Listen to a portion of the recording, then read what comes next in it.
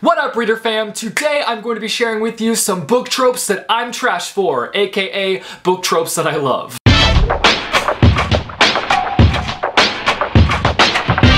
If you don't know what a trope is, it's basically an element in a story that can be found in a lot of other stories. For example, the love triangle, used often, definitely not my favorite trope. So today I'm going to be sharing 5 of my favorites. The first one on my list is the Chosen One stories. I am still not tired of these stories, and I know that I probably should be, because there are so many of these stories out there, and I've read quite a few of them. And there are new ones being released every week. If you don't know what a Chosen One story is, it's basically where our main character is essentially chosen to save the day. They're usually the regular old Joe, they don't have anything super unique about them, but they are chosen to save the day. I know that this trope is overdone, but I'm still not done with it. I love seeing it in books so much. I love just seeing these regular people find out that they're not actually that regular and that they are unique and they have the ability to save the world.